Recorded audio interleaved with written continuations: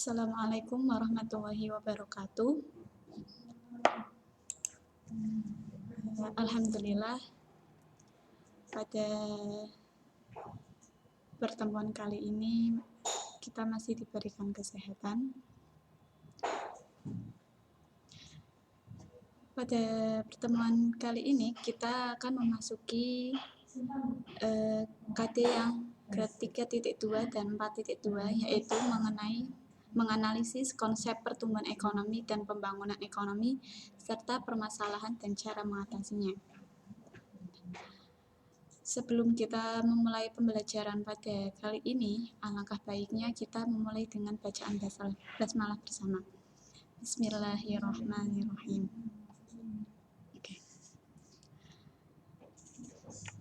Yang pertama kita akan membahas mengenai definisi dari pertumbuhan ekonomi.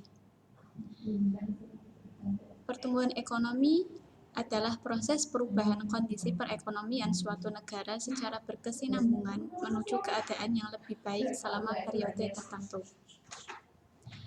Pertumbuhan ekonomi dapat juga diartikan sebagai proses kenaikan kapasitas produksi suatu perekonomian yang diwujudkan dalam bentuk kenaikan pendapatan nasional. Sedangkan menurut Simon Kuznets, beliau mendefinisikan pertumbuhan ekonomi sebagai keadaan di mana suatu negara mampu meningkatkan output atau hasil produksi ekonomi berdasarkan kemajuan teknologi yang diiringi dengan penyesuaian teknologi. Adanya pertumbuhan ekonomi merupakan indikasi keberhasilan pembangunan ekonomi dalam kehidupan bermasyarakat. Pertumbuhan ekonomi menunjukkan pertumbuhan produksi barang dan jasa di suatu perekonomian dalam selang waktu tertentu.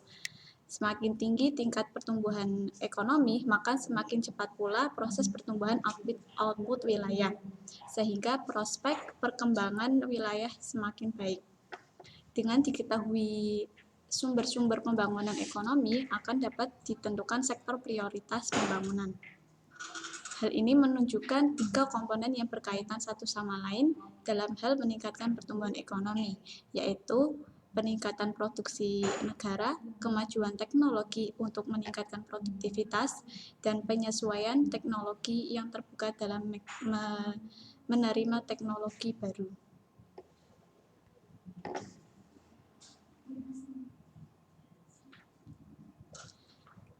Selanjutnya kita akan membahas mengenai teori pertumbuhan ekonomi. Teori dibangun berdasarkan pengalaman empiris, sehingga teori dapat dijadikan sebagai dasar untuk memprediksi dan membuat suatu kebijakan. Terdapat beberapa teori yang dikemukakan oleh beberapa ahli untuk mengungkapkan konsep dari pertumbuhan ekonomi tersebut.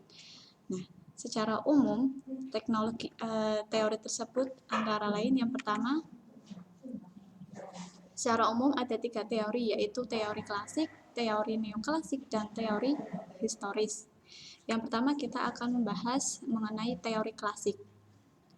Teori klasik menurut beberapa ahli, yang pertama menurut Adam Smith. Adam Smith beranggapan bahwa pertumbuhan ekonomi sebenarnya bertumbuh pada adanya pertambahan penduduk. Dengan adanya pertambahan penduduk, maka akan terdapat pertambahan output atau hasil. Yang kedua menurut David Ricardo. David Ricardo ini berpendapat bahwa faktor pertumbuhan penduduk yang semakin besar sampai menjadi 2 kali lipat pada suatu saat akan menyebabkan jumlah tenaga kerja melimpah. Kelebihan tenaga kerja akan mengakibatkan upah menjadi turun.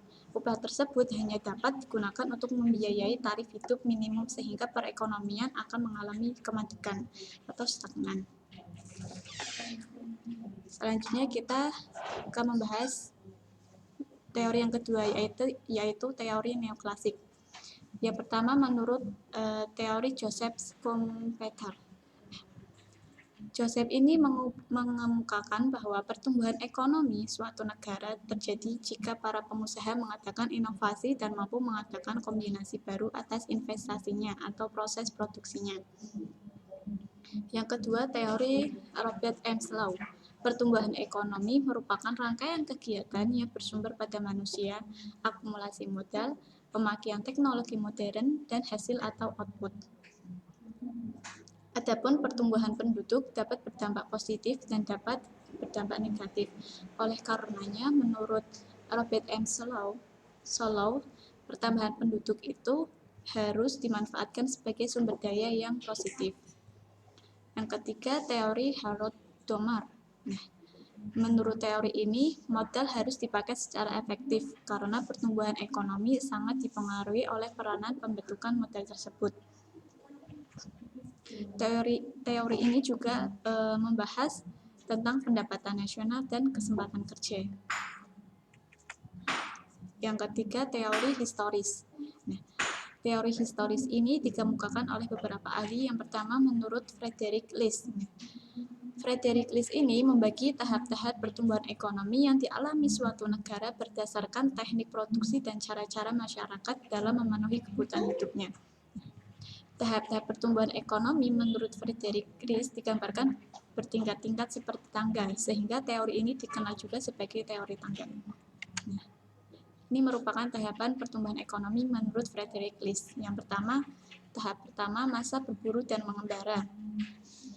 Tahap kedua yaitu masa berternak dan bertani. Tahap ketiga yaitu masa bertani dan kerajinan, dan sedangkan tahap yang terakhir atau tahap keempat yaitu masa kerajinan tangan, industri, dan berdagang. Yang kedua, teori historis menurut Bruno Hildebrand. Nah, menurut teori ini, perkembangan ekonomi ditinjau dari cara pertukaran yang digunakan dalam masyarakat. Tahap-tahapannya itu yang pertama, tahap masa pertukaran dengan barter atau natura. Yang kedua dengan masa pertukaran dengan uang, yang ketiga dengan masa pertukaran dengan kredit. Yang ketiga, teori menurut Karl Popper.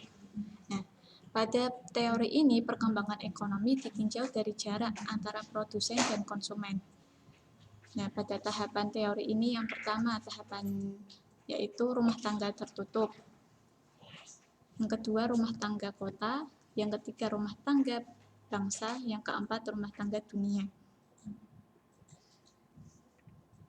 Selanjutnya teori menurut Werner Sombart. Nah, pada teori ini ada 3 zaman menurut Werner Sombart ini. Yang pertama zaman perekonomian tertutup, di mana pada zaman ini semua kegiatan manusia itu semata-mata untuk memenuhi kebutuhan hidupnya sendiri. Yang kedua, zaman kerajinan dan pertukangan. Pada masa ini kebutuhan manusia semakin meningkat, jadi tidak hanya semata-mata untuk memenuhi kebutuhannya sendiri saja. Yang ketiga, zaman kapitalis, yaitu bibit-bibit kapitalis pada zaman ini sudah mulai muncul dalam kegiatan perekonomiannya. Untuk ciri-ciri dari zaman kapitalis bisa kalian lihat sendiri nanti ya di dalam bukunya. Selanjutnya kita akan membahas mengenai teori pertumbuhan ekonomi modern. Menurut Walt Whitman-Rostow dalam buku The Stage of Economic Growth berpendapat bahwa pertumbuhan ekonomi dibagi menjadi 5 tahap. Yang pertama, masyarakat tradisional, yaitu pada tahap ini masyarakat masih sangat sederhana. Jadi kegiatan produksinya ini hanya dilakukan untuk memenuhi kebutuhannya sendiri dan tidak menggunakan teknologi yang modern, hanya menggunakan alat-alat sederhana dan tidak ada pembagian kerjanya. Yang kedua, pralepas landas, yaitu tingkat pertumbuhan ekonomi di mana masyarakatnya itu sedang berada dalam masa proses transisi. Jadi dalam masa perpindahan antara tradisional menuju modern. Yang ketiga, lepas landas. Interval waktu yang diperlukan untuk mendobrak penghalang-penghalang pada pertumbuhan yang berkelanjutan. Yang keempat, dorongan menuju kedewasaan atau the drive to maturity, yaitu perkembangan terus-menerus di mana perekonomian tumbuh secara teratur serta lapangan usaha bertambah luas dengan penerapan teknologi modern. Jadi pada tahap ini kegiatan ekonominya itu sudah mulai teratur dan penggunaan teknologinya juga semakin modern. Yang kelima, konsumsi tinggi. Nah, pada sektor-sektor industri merupakan sektor yang memimpin atau leading sektor yang bergerak ke arah produksi barang-barang konsumsi tahan lama dan jasa-jasa. Nah, pada tahun ini sektor industri ini mendominasi. Jadi konsumsi di masyarakat juga semakin meningkat. Terus, bagaimana sih cara menghitung pertumbuhan ekonomi? Nah, untuk menghitung pertumbuhan ekonomi,